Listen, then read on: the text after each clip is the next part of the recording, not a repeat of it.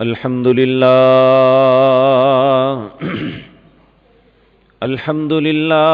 نحمدہ ونستعینہ ونستغفرہ ونعوذ باللہ من شرور انفسنا ومن سیئات اعمالنا من يهده الله فلا مضل له ومن يضلل فلا هادي له وأشهد أن لا إله إلا الله وحده لا شريك له وأشهد أن محمدا عبده ورسوله أما بعد فإن خير الحديث كتاب الله وخير الحدي حدي محمد صلى الله عليه وسلم وشر الأمور محدثاتها وكل محدثة بدعة وكل بدعة ضلالة وكل ضلالة في النار رب اشرح لي صدري ويسر لي أمري واحلل عقدة من لساني يفقهوا قولي اللهم انفعنا بما علمتنا وعلمنا ما ينفعنا وزدنا علما رب اوزعني ان اشكر نعمتك التي انعمت علي وعلى والدي وان اعمل صالحا ترضاه واصلح لي في ذريتي إني تبت إليك وإني من المسلمين أعوذ بالله السميع العليم من الشيطان الرجيم بسم الله الرحمن الرحيم واعلموا أن الله يعلم ما في أنفسكم فاحذروه واعلموا أن الله غفور حليم.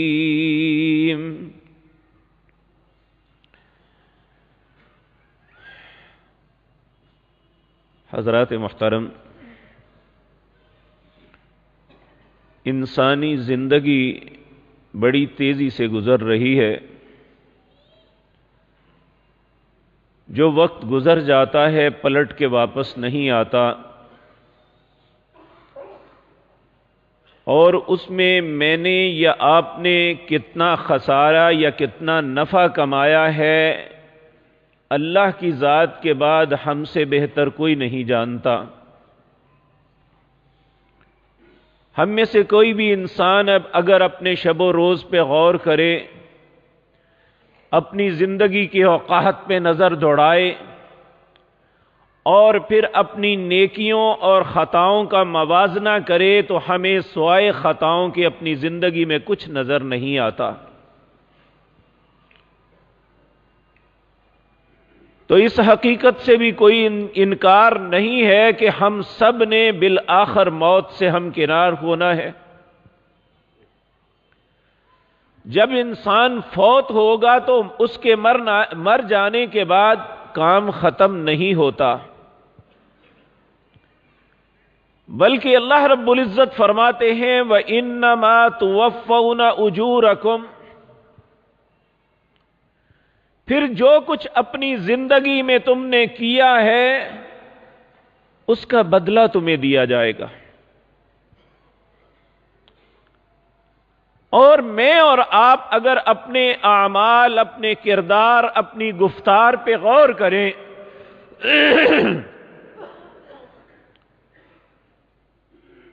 تو ہم جب اس کے متعلق یہ بتایا جا رہا ہے کہ جو تم نے کہا ہے، جو تم نے کیا ہے، اس کا اسی طرح کا بدلہ ملے گا،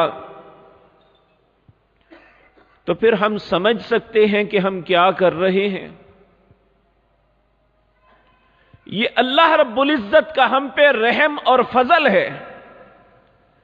میں نے جو آپ کے سامنے آیت پڑھی ہے، یہ آیت نمبر 235 سورت بقرہ کی آیت کا ایک چھوٹا سا ٹکڑا ہے.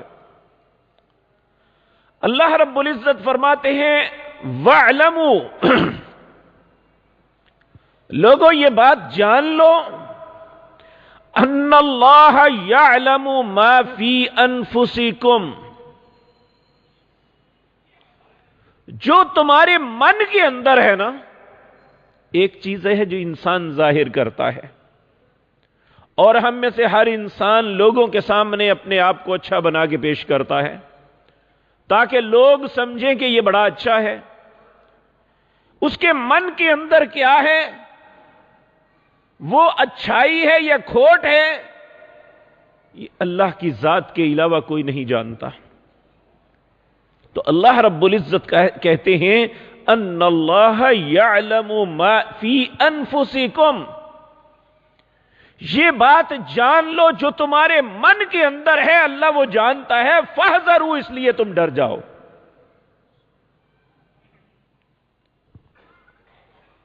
اور پھر اگلے ٹکڑے میں اللہ فرماتے ہیں وَاعْلَمُوا یہ بھی بات جان لو ان اللہ غفور، تمہارا رب بڑا بخشنے والا ہے، حلیم بڑا ہی بردبار ہے۔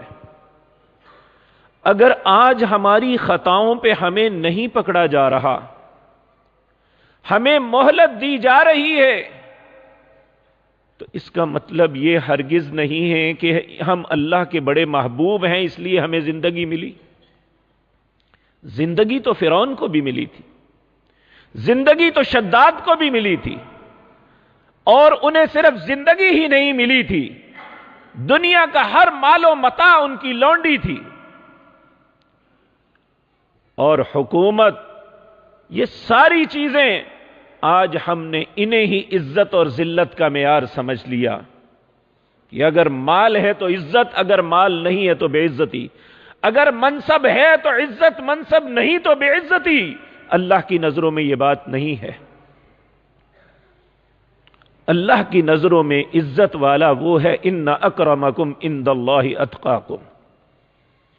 اللہ فرماتے ہیں مجھے مال سے غرض نہیں، مجھے تمہاری قوت و طاقت سے غرض نہیں، تمہارے مناصب سے غرض نہیں، میں تو تمہارے دلوں کے تقوی کو دیکھتا ہوں۔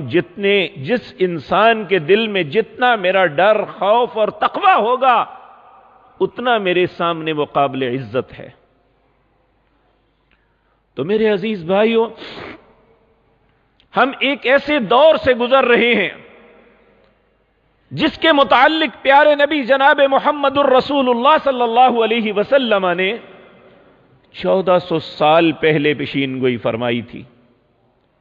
آپ نے فرمایا قیامت سے پہلے ایسا وقت آئے گا، وہ اتنا زمانہ تیزی سے چلے گا، یعنی وقت تو اسی طرح ہے، دن 24 گھنٹے کا ہوتا ہے، ہفتہ 7 دن کا ہوتا ہے، مہینہ 29 یا 30 دن کا ہوتا ہے، لیکن انسانی مصروفیات اتنی بڑھ جائیں گی کہ یہ دن جو ہے یہ 24 گھنٹے کے بجائے گھنٹوں میں لگے گا کہ ادھر دن آیا اور گزر گیا، ادھر ہفتہ آیا اور دوسرا آ گیا۔ حقیقت بات یہ ہے کہ ہم میں جو لوگ اپنی زندگی میں اچھے مصروف ہیں، جب انہیں کہا جائے کہ کل جمعہ ہے، جب انہیں کہا جائے کہ کل فلاں دن ہے، تو انہیں یہ بھی احساس نہیں ہوتا کہ اب فلاں دن تک ہم پہنچ چکے ہیں۔ وہ سمجھتے ہیں کہ ابھی تو 2 دن پہلے جمعہ گزرا، یعنی ان کی مصروفیت اتنی ہے۔ لیکن یہ ساری مصروفیات ہماری دنیا کی زندگی کے متعلق ہی ہے۔ اس اعتبار سے جو ہمارا دین ہے، جو ہمارے آخرت میں کام آنے والا ہے، اس کے معاملے میں ہم بھول کا شکار ہیں۔ ہم وہ محنت نہیں کر رہے جس کی اللہ ہم سے توقع رکھتا ہے اور ہماری کامیابی کے لیے ضروری ہے۔ میرے عزیز بھائیوں، یہ بات یاد رکھیں، نیکی اور برائی کے متعلق اللہ کا معیار الگ الگ ہے۔ نیکی کرنے والے انسان کو اللہ کتنی فیسلٹی دیتا ہے اور برائی کرنے والے سے کتنا درگزر کرتا ہے، یہ اللہ رب العزت کا حلم ہے، اس کی بردباری ہے۔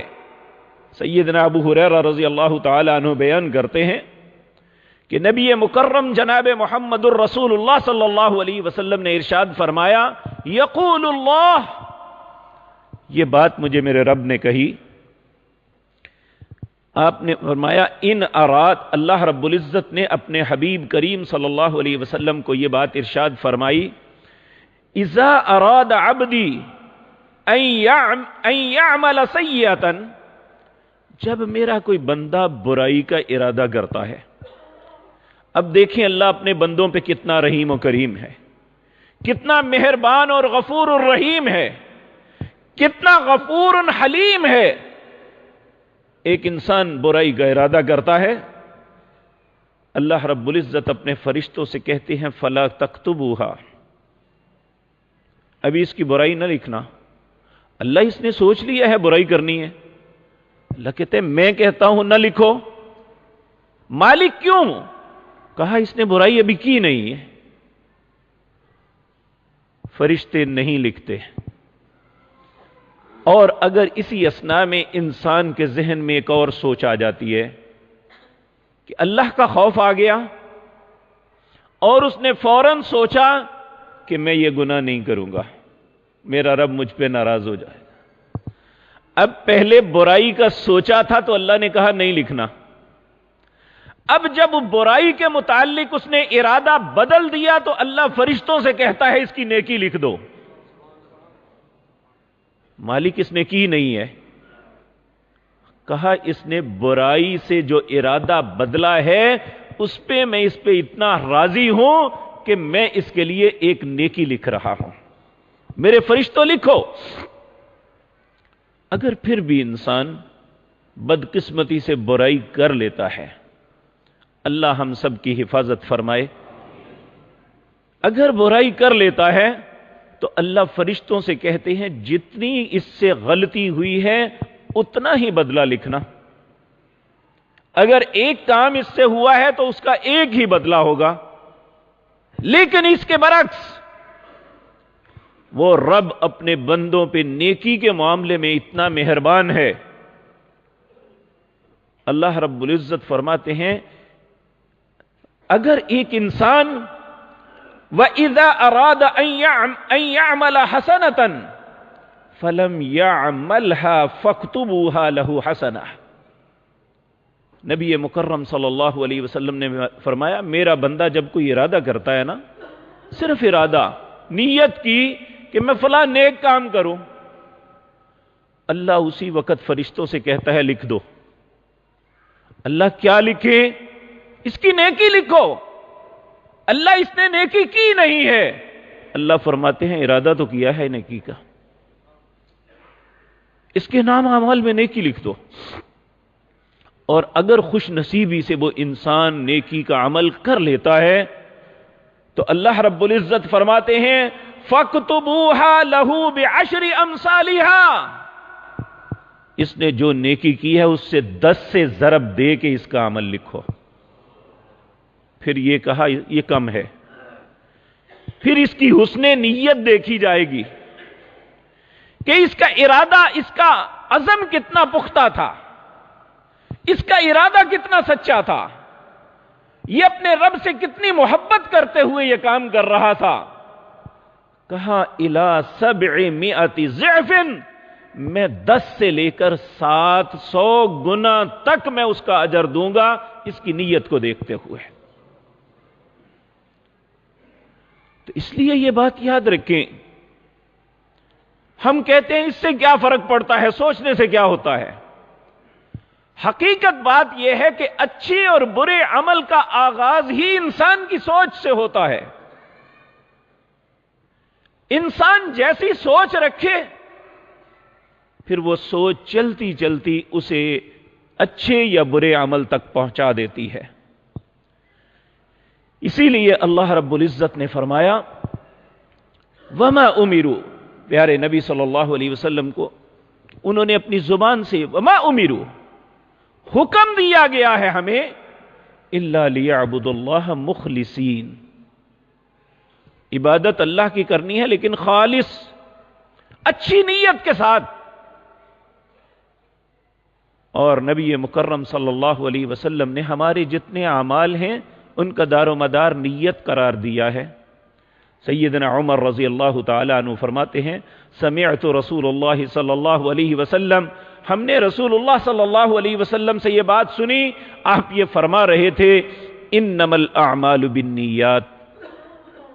لوگوں، اعمال کا دار و مدار نیتوں پر ہے. اور ہمارے ہاں خصوصاً بر صغیر کے اندر نیت کا کانسیپٹ ہی غلط ہے، یہ تصور ہی غلط ہے. ہم نیت کے کچھ کلمات ادا کر کے سمجھتے ہیں میں نے نیت کر لی ہے،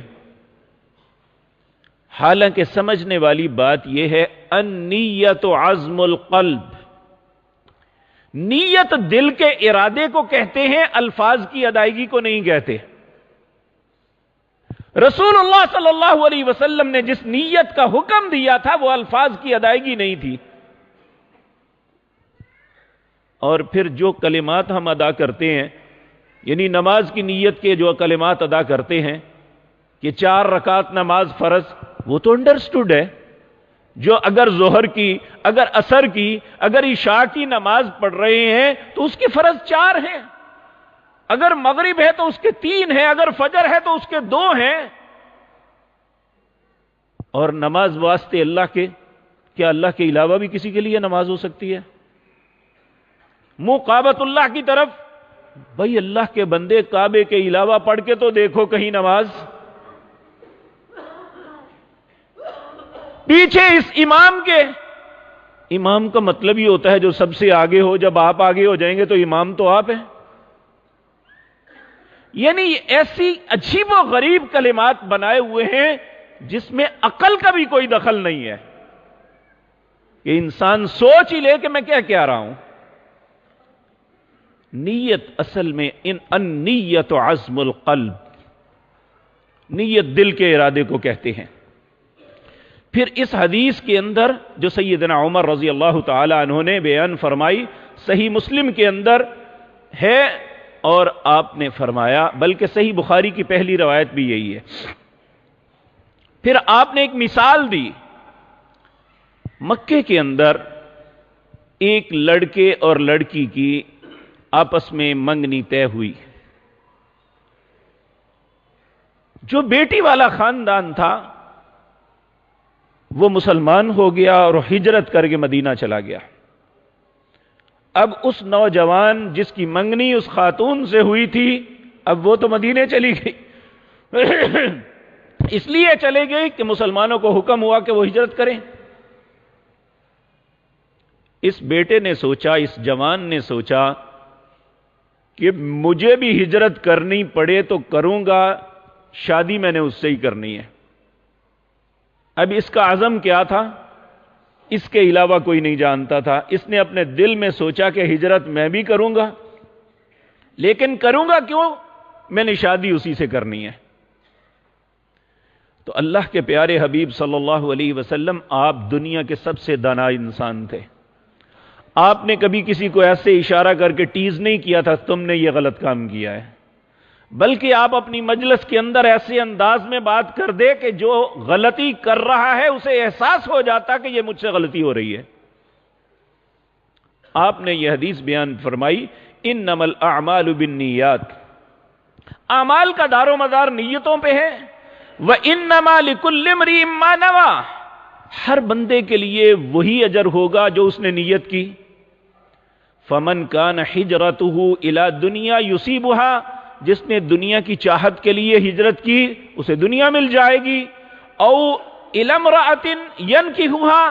اور اگر کسی نے کسی لڑکی سے نکاح کرنے کی نیت سے کی تو وہ لڑکی کا نکاح ہو جائے گا، لیکن اللہ کے ہاں اسے اجر نہیں ملے گا. فہجرته الی ما ہاجر الیہ. ہجرت تو وہ ہے جس نیت سے اس نے کی، اس کا بدلہ اسی طرح ملے گا. اب لڑکی سے نکاح کرنے کی نیت کس نے کی تھی یہ اللہ جانتا تھا یا اللہ نے اپنے حبیب کریم صلی اللہ علیہ وسلم کو بتایا؟ تو اب اس کی بات کا کسی اور کو علم نہیں تھا. تو اللہ رب العزت نے اسے بتا دیا کہ تیری نیت اللہ کو راضی کرنے یا اللہ کے رسول کے حکم کی تعمیل نہیں، ایک لڑکی سے نکاح تھا، تجھے وہ نکاح کا معاملہ تو مل جائے گا لیکن اللہ کے ہاں اجر نہیں ملے گا۔ اصل میں نیت یہ ہے کہ انسان کس سوچ کے ساتھ کھڑا ہے۔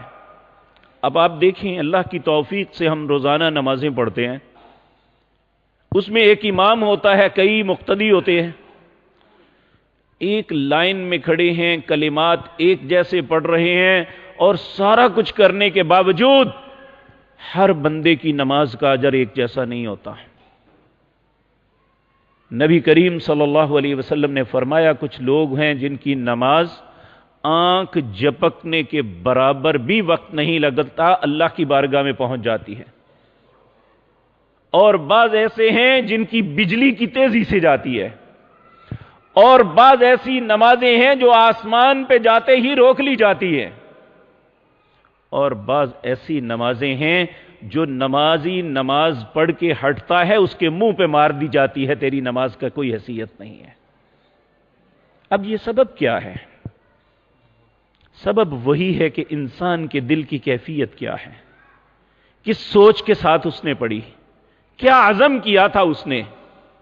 یہ ترتیب اللہ بناتے ہیں، کوئی انسان نہیں جانتا کہ جس امام کو اچھا سمجھ کے آپ اس کے پیچھے نماز پڑھ رہے ہیں، آپ سب کی ہو رہی ہے، اس کی نہیں ہو رہی، یہ اللہ کی ذات جانتی ہے۔ اور آپ میں سے کس کی ہوتی ہے؟ ہم خام خواہ فتوے دیتے ہیں، جی فلاں کے پیچھے نماز ہو جائے گی۔ بھئی کس نے ٹھیکہ دیا ہے مجھے یہ آپ کو؟ اللہ رب العزت نے ہماری نیت جتنی خالص ہے اس کے مطابق اجر دیں گے۔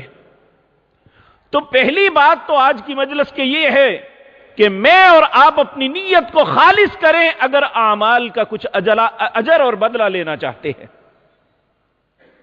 وَمَا أُمِرُوا إِلَّا لِيَعْبُدُوا اللَّهَ مُخْلِصِينَ لَهُ الدِّينَ۔ اللہ کہتے ہیں، رسول اللہ نے فرمایا حکم دیا گیا ہے مجھے إِلَّا لِيَعْبُدُوا اللَّهَ کہ میں نے عبادت صرف اللہ کی کرنی ہے، مخلصین خالص ہو گئے، لہ الدین، اور اسی کا دین ہے، کسی مولوی پیر امام کے طریقے کا نام دین نہیں ہے۔ تو خالص اللہ کے لیے ہم کام کریں، پہلی بات۔ دوسری بات یہ ہے حسن نیت کی کتنے ثمرات ملتے ہیں۔ ہم اپنی زندگی میں بہت سا وقت مختلف کاموں میں صرف کرتے ہیں۔ آپ دیکھیں، ہم روزانہ 24 گھنٹے میں ہمارے معمولات کیا ہیں؟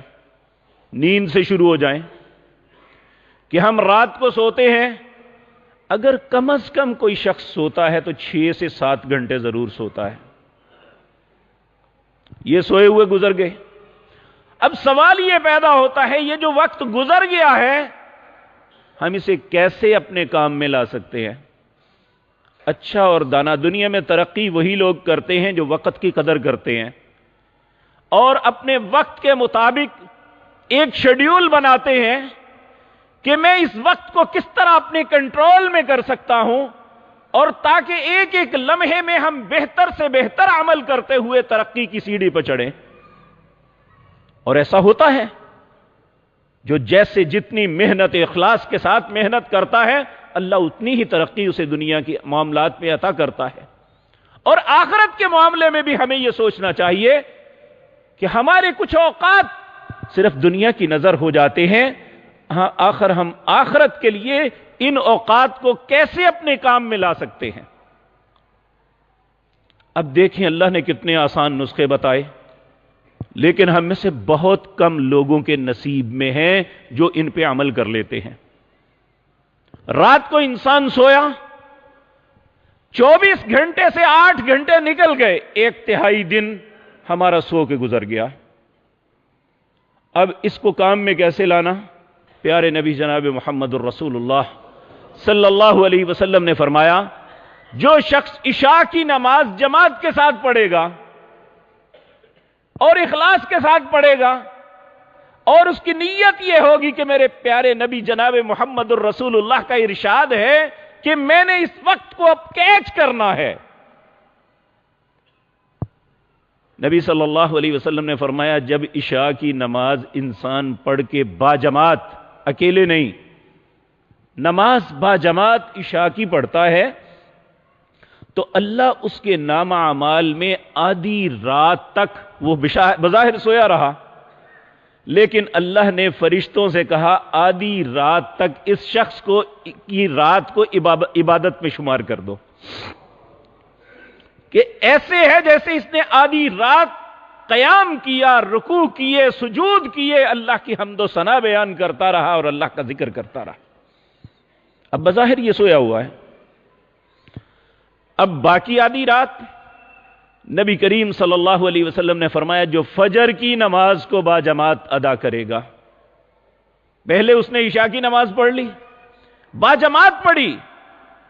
میرے پیارے بھائیوں، کتنے ہی ہمارے بھائی ہیں جو بظاہر نمازیں پڑھتے ہیں لیکن باجماعت نماز کے متعلق کوتاہی کا شکار ہیں۔ وہ اس بات سے نماز انہوں نے پڑھی، عشاء بھی پڑھی، فجر بھی پڑھی، لیکن وہ اس معاملے میں محروم رہے، اللہ نے جو رات کی عبادت کا ثواب دینا تھا وہ نہیں حاصل کر سکے۔ اگر وہ عشاء کی نماز باجماعت پڑھ لیں اور فجر کی نماز باجماعت ادا کر لیں، پیارے نبی جناب محمد الرسول اللہ صلی اللہ علیہ وسلم نے ارشاد فرمایا اس نے پوری رات کی عبادت کا ثواب اللہ سے حاصل کر لیا۔ اب میرے بھائیوں، میں اپنے آپ سے پوچھوں، آپ اپنے من سے خود پوچھیں، کیا ہماری یہ دونوں نمازیں ہیں؟ کیا ہماری زندگی کا معمول ہے؟ اگر ہے تو اس بات پہ اللہ کا شکر ادا کریں کہ جس نے ہم پہ احسان کیا ہے کہ ہمیں ان دو اندھیرے والی نمازوں کی توفیق بخشی ہے۔ اور دوسرا فائدہ یہ ہوگا، پیارے نبی صلی اللہ علیہ وسلم نے فرمایا جو دو اندھیروں والی نمازوں کو ان پہ دیوام ہمیشگی کرتا ہے، جب قیامت کے دن چار سو اندھیرا ہوگا، کوئی چیز سجائی نہیں دے گی، اللہ اسے کامل نور عطا فرمائیں گے۔ تو اب میں اور آپ، چاہے میرے نوجوان بیٹے ہیں، میرے عزیز بھائی ہیں، یا میرے پیارے بزرگ ہیں، میری مائیں اور بہنیں ہیں، ہم دیکھیں اس میں کوئی شک نہیں کہ ماؤں اور بہنوں کے لیے اللہ نے یہ فیسلٹی دی ہے کہ وہ اپنے گھر میں نماز پڑھ لیں، لیکن گھر میں نماز پڑھنے کا مقصد بے وقت نمازیں نہیں ہیں، بلکہ الصلاۃ لوقتہا۔ وہ نماز باجماعت سے تو انہیں اللہ نے بری قرار دیا ہے، لیکن انہیں نماز کو اس کے وقت پہ ادا کرنا ہے، نماز کو اس کے وقت سے چھوڑ کے بعد میں ادا کرنا، فرض تو ادا ہو جائیں گے لیکن ان اجور سے وہ محروم رہیں گی جو اللہ نے اس انسان کو دینے ہیں جو وقت پہ نماز پڑھتے ہیں۔ تو اس لیے میرے عزیز بھائیو، یہ ساری رات کتنی خوبصورت بات ہے۔ اور اسی طرح میرے بھائیو، ہمارے بچہ اگر سکول سے ایک میڈل لے کے آتا ہے کہ اس کی کلاس میں یہ پوزیشن آئی ہے، یا اس نے کلاس میں یہ اپنے کھیل کے میدان میں یہ کیا، اس نے تعلیم کے میدان میں یہ کیا، اس نے اخلاق کے میدان میں، وہ ایک میڈل لے کے آتا ہے، کتنی خوشی ہوتی ہے۔ میرے بھائیو، اللہ کی بارگاہ میں سب سے عظیم میڈل جو کسی انسان کو عطا ہونے والا ہے وہ ہے کثرت کے ساتھ اللہ کا ذکر کرنے والا۔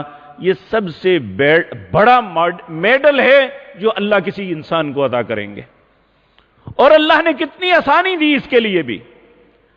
پیارے نبی صلی اللہ علیہ وسلم نے فرمایا جو فجر کی اذان سے پہلے اٹھتا ہے، اچھا وضو کرتا ہے اور 2 رکعتیں ادا کرتا ہے،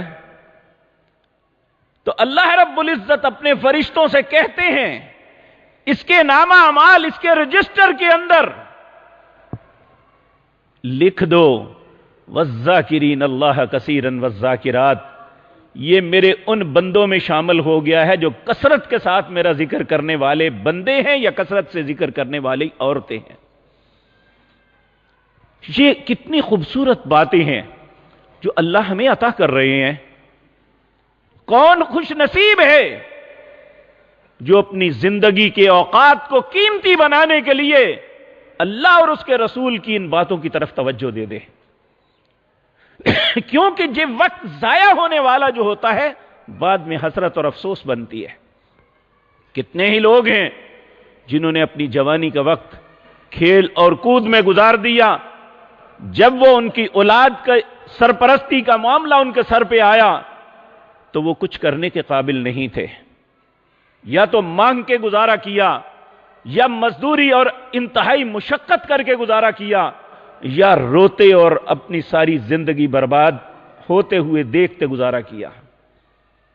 تو اس لیے میرے عزیز بھائی، آج ہمارے پاس وقت ہے، ہم اپنی زندگی کے اوقات کو قیمتی بنا سکتے ہیں۔ میرے بھائیو، دن کا وقت ہے، وَجَعَلْنَا النَّهَارَ مَعَاشًا، اللہ فرماتے ہیں میں نے دن کی روشنی کو تمہاری معاش کا ذریعہ بنایا ہے۔ اب معاش ہماری زندگی کی ضرورت ہے کہ ہم نے ملازمت کرنی ہے، ہم نے مزدوری کرنی ہے، ہم نے کاروبار کرنا ہے، ہم نے صنعت کاری کرنی ہے، ہم نے کاشتکاری کرنی ہے، یہ ہماری زندگی کی ضرورت ہے۔ اب اس کو کیسے عبادت بنایا جا سکتا ہے؟ اس میں پہلی بات یہ یاد رکھیں، نبی مکرم جناب محمد الرسول اللہ صلی اللہ علیہ وسلم نے فرمایا، ہم یہ کاروبار کیوں کرتے ہیں؟ اپنے اہل خانہ کی کفالت کے لیے، کہ ہمارے گھر کے معاملات اچھے طریقے سے چلے۔ اب یہ ہماری ڈیوٹی بھی ہے اور ہم نے کرنا بھی ہے، اس کے بغیر چارہ ہی نہیں ہے۔ لیکن اگر ہم کس ایسے طریقے کو استعمال کر لیں تو یہی کام ہمارے لیے عبادت بن سکتا ہے۔ نبی مکرم جناب محمد الرسول اللہ کا ارشاد ہے صلی اللہ علیہ وسلم، آپ نے فرمایا 4 درہم ہے، اس زمانے میں سکہ درہم یا دینار ہوتا تھا، آج آپ روپیہ لے لیں، ہمارا سکہ روپیہ ہے، 4 روپے ہیں جو انسان خرچ کرتا ہے۔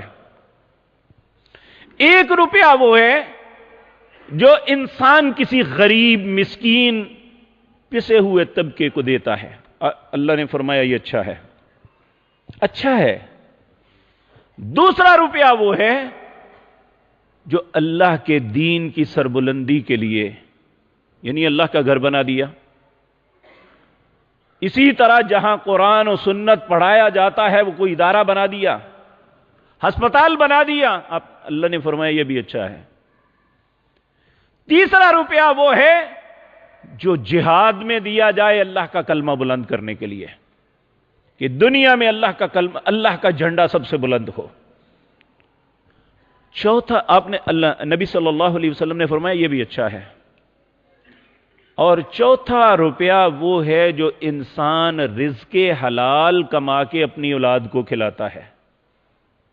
نبی کریم صلی اللہ علیہ وسلم نے فرمایا یہ سب سے اچھا ہے، اس سے بہتر صدقہ کوئی نہیں ہے۔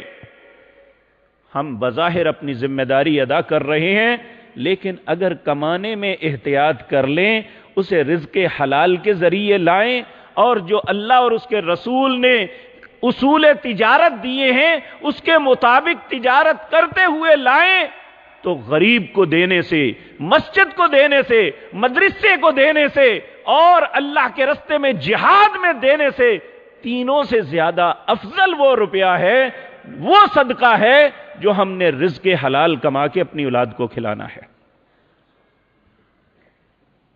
آج میں اور آپ سوچیں، کتنے ہم مسلمان ہیں، سب ماشاءاللہ، کتنے مسلمان ہیں وہ محراب و منبر پہ کھڑا ہو، یا وہ کسی تھانے میں ایس ایچ او یا ایس پی یا ڈی ایس پی یا کسی بڑے منصب پہ ہو، وہ شہر کے عدالت کی انصاف کی مسند پہ فائز ہو، وہ مزدوری کر رہا ہے یا تجارت کر رہا ہے، وہ زراعت کر رہا ہے یا صنعت کاری کر رہا ہے۔ کتنے لوگ ہیں جو یہ سوچ کے جاتے ہیں کہ میں نے رزق حلال کے علاوہ کچھ نہیں لینا، کیونکہ میں نے کھلانا تو اپنی اولاد کو ہے اور یہ مجھ پہ حق ہے۔ تو یہ حق کیسے پورا ہوگا؟ کیسے ہمارے لیے عبادت بنے گا؟ جب ہم یہ سوچ کے نکلیں گے۔ اور میرے بھائیوں، اس وقت ہماری ذمہ داریاں، ہماری یہ ملازمتیں، ہماری تجارتیں اس وقت عبادت شمار ہوں گی جب ہم اس نیت پہ جا کے اپنے مسند پہ بیٹھیں کہ میں نے یہ تجارت اس لیے کی ہے کہ لوگوں کی خیر خواہی کروں، لوگوں کے ساتھ بھلائی کروں۔ اور میرے بھائیوں، نفع تو ملنا ہی ہے۔ جب اس سوچ کے ساتھ نکلیں گے، پھر جس طرح ہماری نماز عبادت ہے، جس طرح ہمارا روزہ عبادت ہے، جس طرح ہماری زکوٰۃ دینا عبادت ہے، جس طرح ہمارا حج اور عمرہ عبادت ہے، اسی طرح ہماری تجارت بھی عبادت ہوگی۔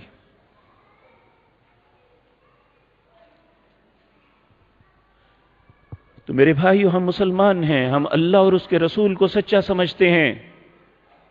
ہم میں سے کتنے لوگ ہیں جو اس ذہن کے ساتھ اپنے گھر سے نکلتے ہیں؟ ہم تو جا کے سورت یاسین یا قرآن کی تلاوت بھی اسی لیے کرتے ہیں کہ آج گاہک زیادہ آئے اور ہم جیسے بھی بن پڑے ان سے جو چھین سکتے ہیں چھین لیں۔ ہم نے تو قرآن کو بھی اس مقصد کے لیے لیا ہوا ہے۔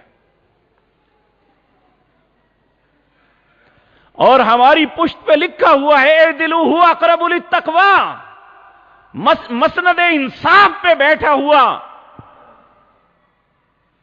وہ لوگوں کو انصاف پیسے لے کے بیچتا ہے اور گھر جاتے ہوئے سمجھتا ہے کہ میں مسلمان ہوں۔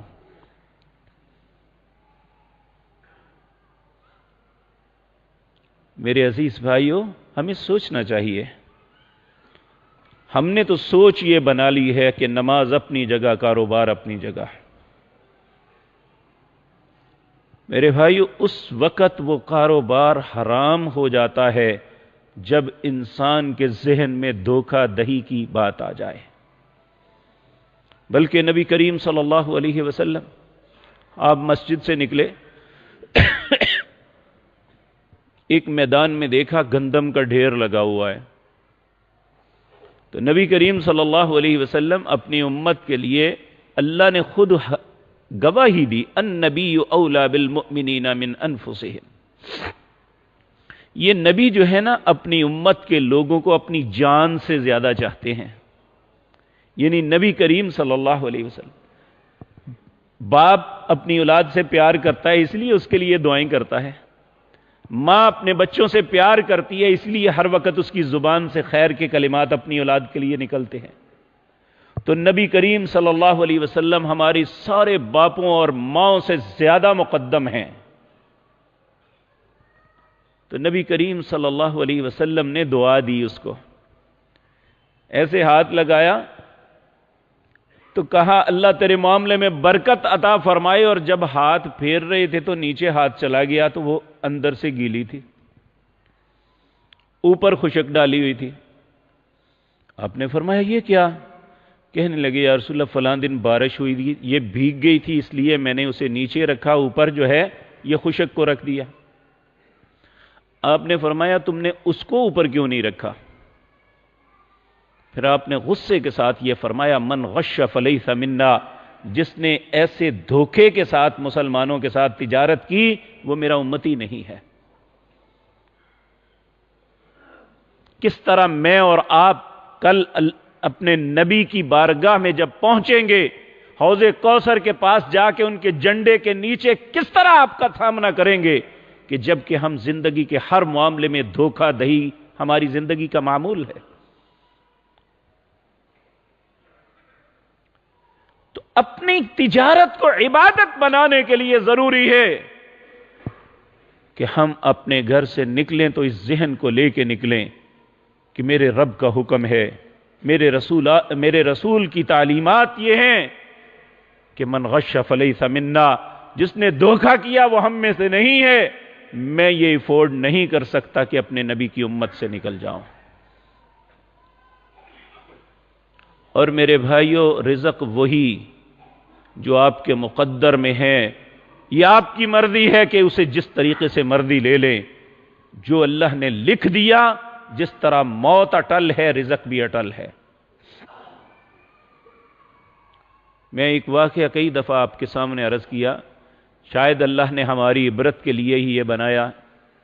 ایسا ہوا سیدنا علی رضی اللہ تعالی عنہ جب آپ خلیفۃ المسلمین تھے، تو اس وقت کے حکمران ہمارے حکمرانوں کی طرح نہیں تھے، جو باہر نکلتے ہیں تو پروٹوکول کے ذریعے لوگوں سے ملنا بھی پسند نہیں کرتے۔ کوئی ہاتھ ملائے تو ان کے لیے ایسے ہوتا ہے جیسے کرنٹ لگ گئی کہ یہ غریب آدمی کے ساتھ میں ہاتھ ملاؤں۔ تو خلفائے راشدین وہ لوگ تھے جن کی زندگی ہی بڑی عجیب تھی۔ وہ لوگوں کے معمولات خود چیک کرتے تھے، ہر معاملے میں خود آگے بڑھ کے کام کرتے، اپنی ذمہ داری محسوس کرتے کہ اللہ نے یہ خدمت ہم سے لی ہے تو اس خدمت کا پورا حق ادا کرنا ہے۔ سیدنا علی رضی اللہ تعالی عنہ آئے اپنی سواری پہ کہ بازار میں جا کے دیکھوں کہ مسلمانوں کے معاملات کیسے چل رہے ہیں، بازاروں کی کیفیت کیا ہے۔ اور یہ بات بھی ذہن میں رکھیں، یہ میں عرض کرنے لگا ہوں کہ اسلام کے اندر بازار میں رستہ روکنے کی سخت ممانعت ہے، اور ہم مسلمان ہوتے ہوئے ہماری تجاوزات کہاں کہاں تک جاتی ہیں، یہ میں اور آپ خود سوچ لیں۔ اور دنیا کے اکثر ممالک میں جو مین بازار ہوتے ہیں اس کے اندر سواری نہیں لے جاتے۔ یہ آج ہی نہیں، 1400 سال پہلے بھی اسی طرح تھا۔ سواری اس بازار کے اندر نہیں لے کے جاتے، وہاں پیدل ہی جاتے ہیں لوگ۔ اور کتنی دنیا میں ایسے بازار ہیں جو اسپیشلی وہاں آپ سائیکل بھی لے کے نہیں جا سکتے، آپ نے پیدل جانا ہے ان بازاروں میں۔ وہ بڑے بڑے ترقی یافتہ ممالک میں بھی ایسی ہے، اور ہم جائیں تو گھنٹوں پھنس جاتے ہیں صرف اپنی ہی بے اعتدالیوں کی وجہ سے۔ حضرت علی رضی اللہ تعالی عنہ اب خلیفۃ المسلمین تھے، کون روک سکتا تھا؟ اپنی سواری پہ چلے جاتے؟ نہیں۔ جب جو قانون کو نافذ کرنے والے ہیں خود قانون پہ عمل کریں گے تو لوگوں کے اوپر بھی اثر ہوگا۔ آپ نے اپنی سواری باہر ایک کھلی جگہ پہ کھڑی کی، ایک مزدور کو بلایا، کہا تم اس کا دھیان رکھو، میں اس کی اجرت تمہیں دوں گا۔ بازار میں چلے گئے، کافی دیر لگ گئی، لوگوں سے ملتے ملاتے، جو کنزیومر تھے ان سے پوچھتے، جو فروخت کنندگان تھے ان سے پوچھتے، یہ ساری باتیں ہو رہی تھی، کافی وقت لگ گیا۔ پھر جب آپ واپس آنے لگے تو ذہن میں حضرت علی رضی اللہ تعالیٰ عنہ فرماتے ہیں، سوچنے لگا کہ اتنا وقت ہو گیا ہے، اس کی 3 درہم اجرت بنتی ہے، میں اس کو 3 درہم دوں گا۔ جب آپ واپس اپنی جگہ پہ آئے تو دیکھا اونٹ بغیر مہار کے پھر رہا ہے، اور وہ جو مزدور تھا اس نے اس کی مہار اتار کے بازار میں جا کے بیچ دی۔ آپ واپس بازار گئے، اللہ کی قدرت، جس دکان پہ گئے وہاں آپ کی ہی مہار بھی پڑی ہوئی تھی۔ آپ نے اس سے پوچھا یہ کہاں سے آئی ہے؟ کہنے لگا امیر المومنین ابھی ایک بندہ 3 درہم میں مجھے بیچ کے گیا ہے۔